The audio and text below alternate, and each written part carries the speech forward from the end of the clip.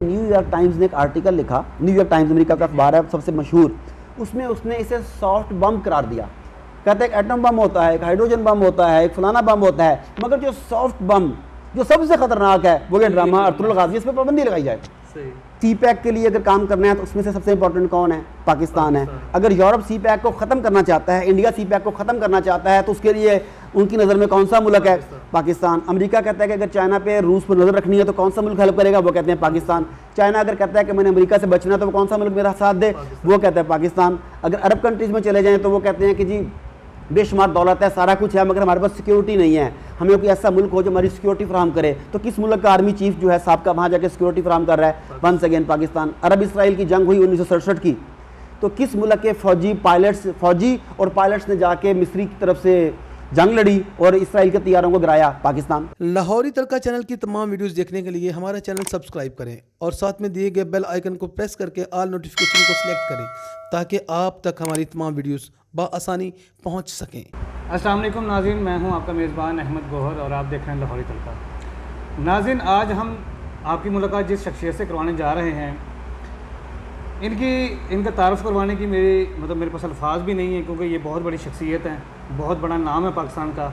इनका शुमार पाकिस्तान के चंद बड़े लोगों में होता है जो लोगों को जीना सिखाते हैं।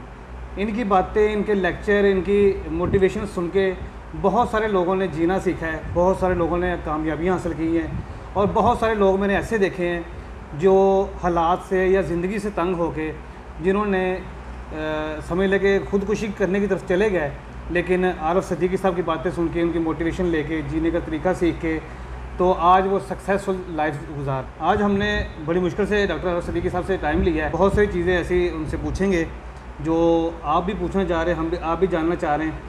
तो सबसे पहले सर अस्सलाम वालेकुम। वालेकुम अस्सलाम। सर सबसे पहले तो बहुत शुक्रिया, आपने अपने कीमती वक्त से टाइम निकाल के हमें टाइम दिया। My pleasure.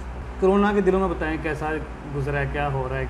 ज़्यादा प्रोडक्टिव हो गया टाइम, गैर ज़रूरी मसरूफियात कम हो गई, जो गैर ज़रूरी मुलाकातें थी वो कम हो गई, तो मैंने 2 नई किताबों पे काम कर लिया। माशाअल्लाह। अब इंशाल्लाह मेरी 2 नई किताबें आ जाएंगी। यानी कि 27 बुक के 23 बुक्स पहले सर की आ चुकी हैं और 2 बुक्स मज़ीद आ रही हैं, कि टोटल 25 बुक्स जो है ना वो मार्केट में इस वक्त अवेल होंगी चंद दिनों में। बिल्कुल। बहुत अच्छे।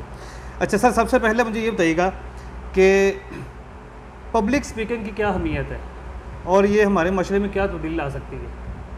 पब्लिक स्पीकिंग को आप फ़न खिताबत कह लें या फ़न तकरीर कह लें, या जिस तरह आजकल कहते हैं वो पब्लिक स्पीकर हैं, मोटिवेटर हैं, ये सारा फ़न खिताबत में आ जाता है। तो जब से दुनिया बनी है उस वक़्त से पब्लिक स्पीकर्स की, फ़न खिताबत के माहिरीन की अहमियत मुसलमा रही है। इतनी अहमियत है कि आप देखें कि कुरान मजीद में ये दर्ज है बाकायदा कि जब हज़रत मूसा अलैहिस्सलाम फ़िरौन के दरबार में गए तो उन्होंने बाकायदा अल्लाह से दुआ मांगी कि मुझे फ़न गुफ्तगू में कमाल दे। वो दुआ कुरान मजीद में है, रब्बि इश्रह ली सदरी वयस्सिर ली अमरी वहलुल उक़दतम मिन लिसानी यफ़क़हू क़ौली। यानी इतनी अहम बात, ऐसी खासियत जिसके लिए एक पैगम्बर ने खुदा से दुआ मांगी कि मुझे इस सिफ़त से नवाज दे, इतनी अहम चीज़ है। तो पहले गांव देहातों में आपको पता चौपालें हुआ करती थी, वहाँ किस्सा गो हुआ करते थे, वो पुराने ज़माने के किस्से कहानियाँ सुनाते, लोगों को मोटिवेट करते, उन्हें अखलाकियात सिखाते। अब वक्त बदल गया, वो किस्सा गो जो थे वो मोटिवेटर्स बन गए, वो स्पीकर्स बन गए, मगर उनका काम यही है। इसी तरह अगर बैरून मुल्क का जायज़ा लेंगे, तरक्की याफ्ता ममालिक हैं तो उनकी तरक्की में सबसे ज़्यादा अहम रोल उनके साइंटिस्ट ने, उनके पॉलिटिशियन ने, उनकी आर्मी ने अदा नहीं किया। सबसे अहम रोल उस मुल्क के मोटिवेटर्स ने, उसके स्पीकर्स ने, उसके फ़न खिताबत के माहिरीन ने अदा किया, क्योंकि उन्होंने लोगों के अंदर उम्मीद की शमा जलाई। तुम कर सकते हो, तुम मेहनत करो, तुम कुछ करने के लिए आए हो। उन्होंने वो लोगों के अंदर उम्मीद जलाई, जिसके नतीजे में बड़े बड़े काम हुए। तो आज भी अगर आप देखें तो दुनिया के हर मुल्क में, खा वो कोई डिपार्टमेंट है, खा वो आर्मी का है, खा वो पुलिस का है, खा कोई सिविल डिपार्टमेंट है, आपको ऐसे तरगीबकार चाहिए होते हैं जो आपके दिलों पर ऐसी बात उतार दें जिसके बाद अपनी ज़िंदगी बदलने के लिए आप आमादा हो जाएं। तो किसी भी माशरे को बदलने के लिए फ़न खिताबत इंतहाई अहम। अच्छा सर, दूसरा ये बताइएगा कि हमारे तलबा जो हैं वो 18-20 साल पढ़ाई करने के बाद भी नाकाम ही रहते हैं, इसकी क्या वजह है? हाँ, बिल्कुल सही बात है। उसमें 2-3 वजूहात हैं, एक वजह नहीं है। पहली बात तो यह है कि हमारे तलबा की 20 साल के बाद भी डायरेक्शन क्लियर नहीं होती। उन्हें यह पता नहीं होता कि हमने करना क्या है। उनसे पूछो आप क्यों पढ़ रहे हैं, तो वो बताते हैं कि पढ़ने के बाद बताऊंगा, डिग्री मिल जाए फिर सोचूंगा, डिग्री के बाद क्या करना है वो बाद में सोचूंगा। तो एक तो यह है कि उनके जहन में ये क्लियर नहीं होता कि उन्होंने करना क्या है। दूसरा कि अक्सर तलबा वो तालीम हासिल नहीं कर रहे होते जिसका उनमें टैलेंट है। वो तालीम हासिल नहीं कर रहे होते जो वो खुद लेना चाहते हैं, बल्कि वो तालीम हासिल कर रहे होते हैं जो उनके असातिज़ा, उनके वालिदैन, उनकी सोसाइटी ने धक्का दिया होता है कि तुम ये कर लो। जी। अब जो बच्चा एक मजबूरन पढ़ रहा है, सब्जेक्ट में दिल कुछ और करता है करने को, पढ़ाया कुछ और जा रहा है, तो जाहिर सी बात है कि वो दिल लगा के नहीं पढ़ेगा। एक तो ये बात है। दूसरा अलमिया ये है कि हमारे यहाँ तालीम नौकरी के लिए दिलवाई जाती है। हाँ जी।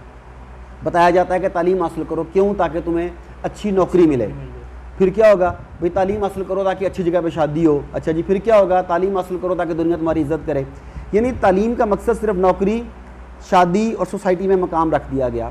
हालांकि तालीम सबसे पहले तो आपकी कैरेक्टर बिल्डिंग करती है, आपको एक अच्छा इंसान बनाती है, फिर आपको सोचने और समझने की सलाहियत देती है।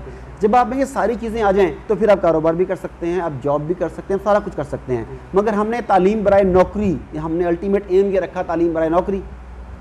और रसूल पाक सल्लल्लाहु अलैहि वसल्लम से मंसूब एक रवायत में है कि रिज़्क़ के 10 में से 9 हिस्से तिजारत में है। सही। अब हमारे यहाँ 90% लोग जॉब करना चाहते हैं। हाँ जी। अब इसका मतलब है कि अगर ये हदीस जो मैंने आपको सुनाई है, अगर ये मुस्तनद है जो मैंने बताई है, तो इसका मतलब ये हुआ कि 90% लोगों ने जिन्होंने नौकरियां करनी हैं उनमें अंदर सिर्फ 10% रिज़्क़ तकसीम होगा। ऐसे। और 10% लोग जो अपना काम करेंगे, कारोबार करेंगे, उनमें 90% रिज़्क़ तकसीम होगा। प्रॉब्लम एक सामने ये आ रही है। अगली बात, हमारे यहाँ लोग MBA भी करते हैं, सारा कुछ करते हैं, मगर वो MBA करने के बाद भी नौकरी तलाश करते हैं। हालांकि 20-25 साल तालीम हासिल करने के बाद, 2-4 साल के तजुर्बे के बाद इन लोगों को, इन स्टूडेंट्स को इस काबिल हो जाना चाहिए कि ये नौकरियां तकसीम कर सकें।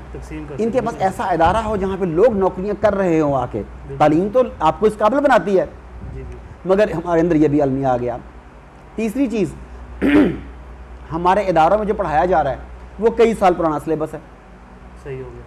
मसलन मैंने अभी थोड़ी देर पहले MBA का जिक्र किया, तो अगर आप जाके यूनिवर्सिटी की MBA की किताबें देखें तो वो 10 साल पुरानी, 15 साल पुरानी, 20 साल पुरानी लिखी हुई हैं। अब सवाल ये है कि MBA तो बिज़नेस एडमिनिस्ट्रेशन या बिज़नेस के मामलात सिखाती है, तो क्या आज का बिज़नेस वही है जो 20 साल पहले था? Answer is no.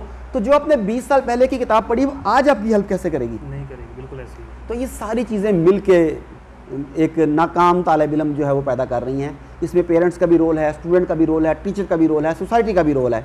लेकिन मैं समझता हूँ कि मैं ये पैगाम देना चाहता हूँ स्टूडेंट्स को कि ये ज़िंदगी आपकी है। अगर आप कामयाब हो गए तो इसे एंजॉय आपने करना है। अगर आप नाकाम हो गए, खा वो किसी की गलती की वजह से हुआ हो, तकलीफ़ आपको बर्दाश्त करनी पड़नी है, सफ़र आपको करना पड़ना है। लिहाजा अपनी ज़िंदगी की ज़िम्मेदारी खुद उठाएँ।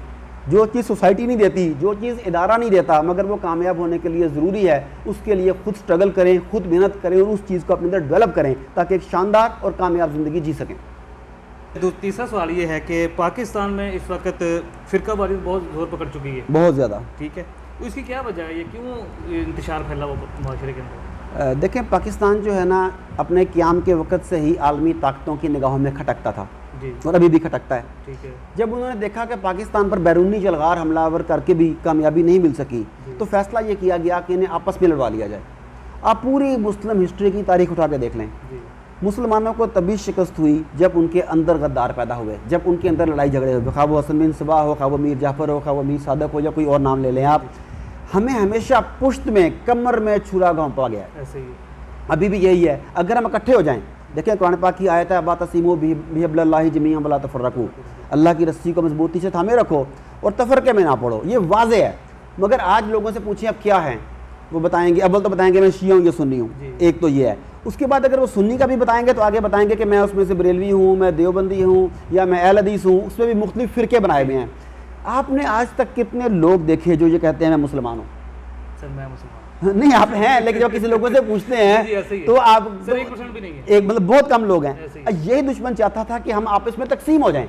जब हम आपस में तकसीम हो जाएंगे तो हमारा किसी एक जगह पर इत्तेफाक नहीं होगा। जब इत्तेफाक नहीं होगा हम मिलकर कोई काम नहीं कर सकेंगे, ना इज्तिमाई अमल की बरकत होगी, ना हम मिलकर मुल्क को तरक्की दे सकेंगे, ना हम मिलकर मुल्क के दुश्मनों के खिलाफ लड़ सकेंगे। उन्होंने क्या किया कि उन्होंने आपके अंदर ये जहर जो है फ़िरकावारियत का, ये सबसे ज़्यादा सोशल मीडिया के ज़रिए घुसेड़ दिया। अब देखिए, एक शख्सियत आपको पसंद है, कोई भी ले लें, मुझे नहीं पसंद, पहले के बाद मुझ तक आप तक रहती थी, ये आपके 10-20 लोगों को करीबी पता होती थी, घर के 2 बंदों को पता होती थी, मेरी तरफ भी यही हाल था। अब आपने क्या किया कि आपने अपनी नफ़रतों को सोशल मीडिया पे डालना शुरू कर दिया। सही हो गया।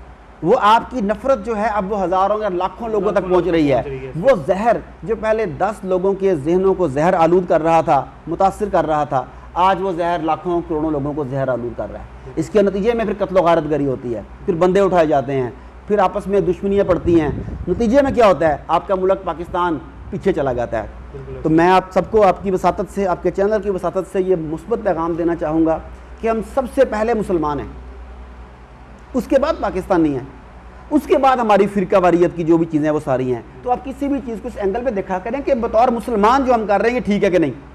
उसके बाद अगले स्टेप पे देखा करें कि अल्लाह ताला ने हमें ये वतन अजीज़ पाकिस्तान दिया है जो अल्लाह के नाम पर हासिल किया गया। क्या हमारी ये बातें, हमारी ये गुफ्तगू, हमारे ये अमाल इस वतन अजीज़ की तरक्की के लिए हैं या तनज़्ज़ुली के लिए हैं, इसे नुकसान पहुँचाने के लिए हैं या इसे फ़ायदे के लिए हैं। उसके बाद तीसरे नंबर पर किसी मसलक या किसी जमात के बारे में सोचा करें, तभी हम पाकिस्तान को बचा पाएंगे और अपना ईमान भी तभी बचा सकेंगे। सर ने जो बात बताई है, जो पॉइंट बताया आपको, ये वही बात है जो अक्सर दोस्तों से मेरी बहस होती है। उनको भी यही बोलता हूँ कि अल्लाह पाक ने हमारा नाम मुस्लिम रखा है।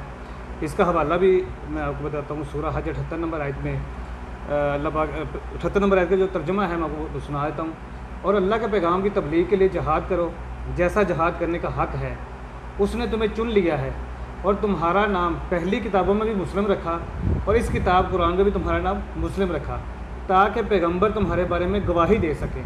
ठीक है, तो ये वही पॉइंट है सर जो आप बता रहे हैं। हमारा नाम ही बेसिकली मुसलमान है। ठीक पहला है, स्टेप ही है, पहला स्टेप ही ये है क्योंकि हमने जिस नबी के हम जिनके साथ हमारी निस्बत है, हमारे नाम से पहले मोहम्मद लगता है। बिल्कुल ऐसे है, तो हमारी निस्बत मोहम्मद के साथ है।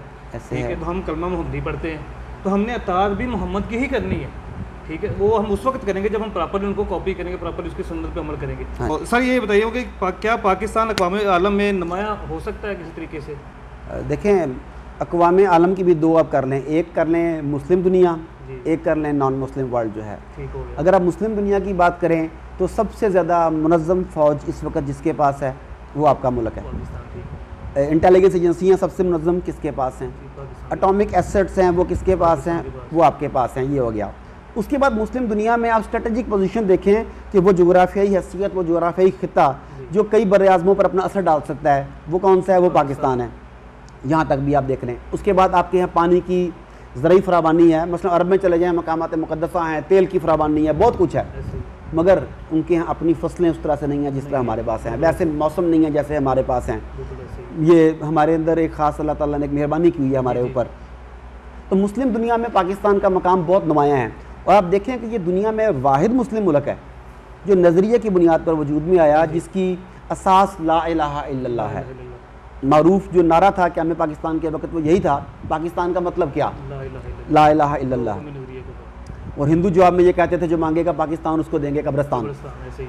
तो हमने कब्रिस्तान भरे यहाँ आने के लिए, मतलब हमारे अजदाद ने यहाँ तक पहुँचने के लिए कब्रिस्तान भरे, ऐसे ही। क्योंकि उन्होंने कहा था कब्रिस्तान देंगे।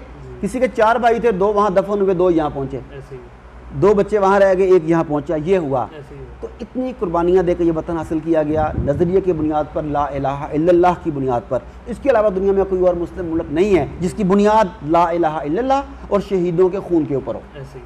नुमाया बात। उसके बाद अगली बात है कि अक़वाम आलम में, मतलब पूरी दुनिया में मुस्लिम मुल्क भी हैं, नॉन मुस्लिम भी हैं, तो उसमें हमारा किरदार क्या हो सकता है। इसमें भी अब ये देख लें कि दुनिया की जो भी सुपर पावर आई है उसे पाकिस्तान का सहारा लेना पड़ा है। खा उसने लालच के ज़रिए लिया, खा उसने धौंस के साथ ज़बरदस्ती लिया, खा उसने मिन्नत करके लिया। सही। मैं सारी चीज़ें ना, मसलन जब रूस का यह मामला हुआ तो रूस को रोकने के लिए किसके ऊपर नज़र पड़ी कि एक की मुलाकात जो रोक सकता है, ऐसे ही। उन्होंने पाकिस्तान से कहा कि उस वक्त मिन्नत की गई। सही। हमने पहले जहाज शुरू कर दिया था तो वो अमेरिका के प्रेसिडेंट ने थोड़ी सी इमदाद बाद में भेजी, तो हमारे प्रेसिडेंट ने वो रोक दी थी, कहता है ये मूंगफली के दाने मुझे नहीं चाहिए। सही। गालिबन जिमी कार्टर था। जी, जी। तो उसके बाद फिर उन्होंने अच्छे तरीके से हमारी शराइत के ऊपर हमसे बात की। उसके बाद जब नेटो ने हमला किया, हमारे हुक्मरान कमज़ोर थे, रूस के वक्त तो मजबूत थे, जहाँ कमज़ोर थे तो उन्होंने धमका के काम ले लिया, मगर काम फिर भी उन्हें लेना पड़ा। काम लेना। अब वो यहाँ से भागना चाह रहे हैं, बचना चाह रहे हैं, तो मिन्नतों पे उतरे हुए पाकिस्तान। अब मिन्नतें कर रहे हैं कि यार प्लीज़ हमें वो सेफ रास्ता दे दो, किसी तरीके से बाहर निकाल दो।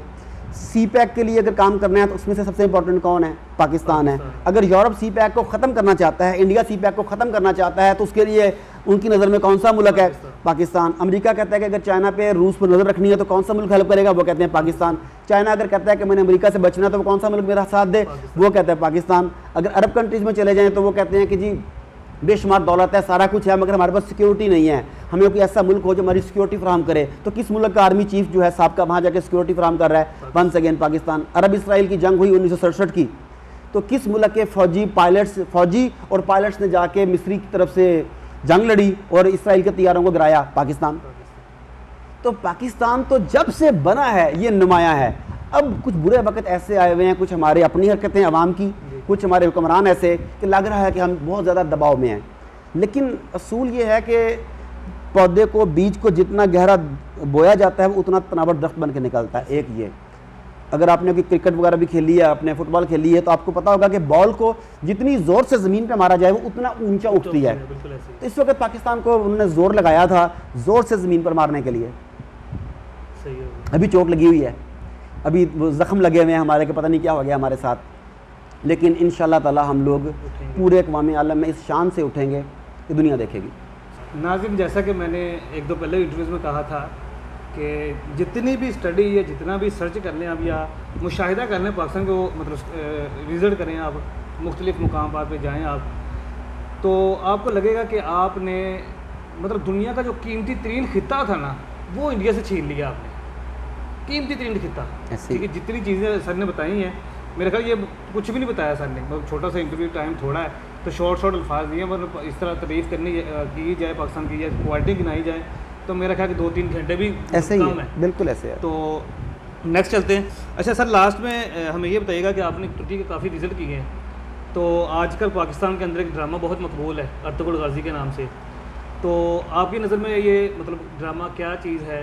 ठीक है, क्योंकि माशरे के अंदर इस वक्त कुछ लोग इसके हक में भी हैं, इसको देख भी रहे हैं, बल्कि दुनिया में अगर देखा जाए तो टॉप पे पाकिस्तान ही जा रहा है ट्रेंडिंग में, और कुछ लोग ऐसे भी हैं जो इसकी मुखालफत भी कर रहे हैं। अब मुखालफत कौन लोग कर रहे हैं उनका नाम तो खैर नहीं लूँगा मैं, लेकिन कुछ लोग कर रहे हैं मुखालफत, ऐसे ही कर रहे हैं। तो आप तो उनसे मिले भी, मेरे जब शूट हो रहा था आप वहाँ पे कुछ टीम के कुछ लोगों से मुलाकात हुई थी। हाँ जी, तो थोड़ा सा ज़रा बताइएगा इसके बारे में। देखें, ये कोई बहुत ज़्यादा मुकम्मल तारीखी ड्रामा नहीं है।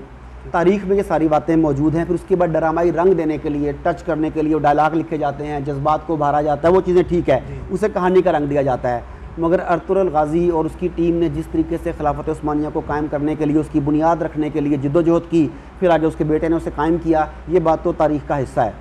अब हो ये रहा है कि हमारे यहाँ बहुत अरसे से, आपको पता है कि टीवी पर फहाशी की जलगार थी जी, ऐसे ही। जब किसी से कहते थे कि यार ये क्या बेहुदा चीज़ें दिखा रहे हो, तो वो कहते थे मजबूरी है, आवाम देखने की चाहती है।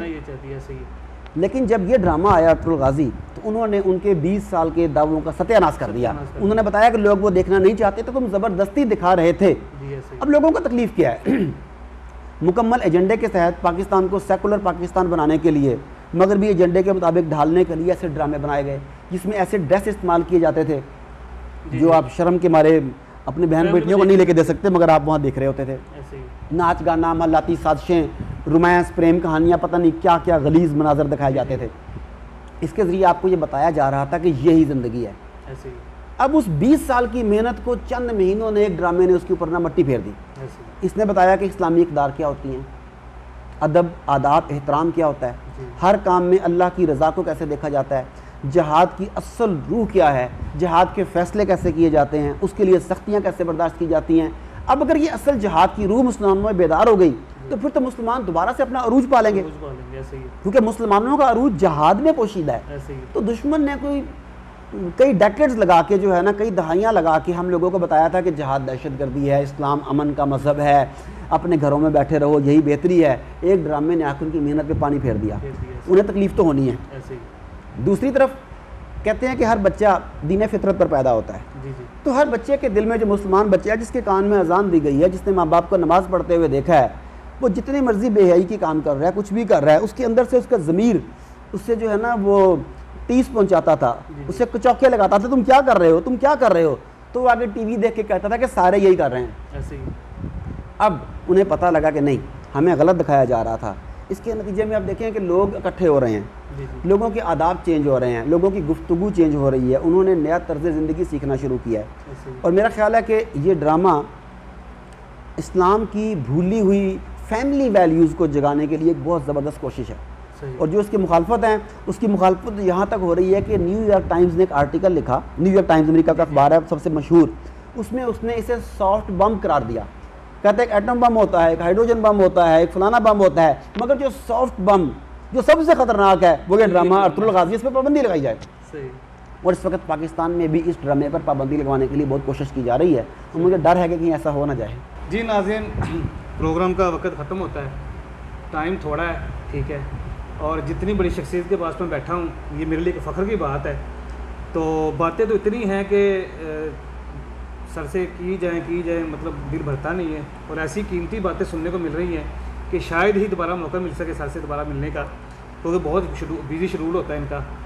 तो एक अर्तुगरुल ड्रामे के हवाले से एक बात मैं अक्सर लोगों से कहता हूँ कि इतने ड्रामे आए जो सर ने भी बताया है कि कोई और कल्चर हमें दिखाया गया, ठीक है, हम वो देख भी रहे हैं, डेवलप भी उसके अंदर काफ़ी लोग हुए भी हैं, चेंजिंग भी आई है। लेकिन ये पाकिस्तानी जो कौम है, ये जो मुसलमान है, ये बेसिकली अंदर से मौलवी हैं सारे, ऐसे ही ये सारे अंदर से मौलवी हैं। जैसे ही अर्तुगरुल आया है तो आप देख लें, इतना तो मेरे पास पिछले दिनों में वो मेरे पास तो होगा चला था, रिकॉर्ड कायम कर दिए, ये हो गया वो हो गया, लेकिन वो सर की बात उन्होंने 20 साल की मेहनत के ऊपर पानी फेर दिया चंद दिनों में, ऐसे ही चंद किस्तों ने चंद दिनों में। तो प्रोग्राम का वक्त ख़त्म होता है, सर से इजाज़त लेंगे इंशाल्लाह। नेक्स्ट कभी सर ने टाइम दिया तो इंशाल्लाह दोबारा फिर बात होगी, फिर इंशाल्लाह मज़ीद बातें होंगी, और जो मज़ीद आप पूछना चाहें या जो भी आप सर से सवाल करना चाहें, जो मज़ीद जानना चाहें तो वो भी हम इसे करेंगे।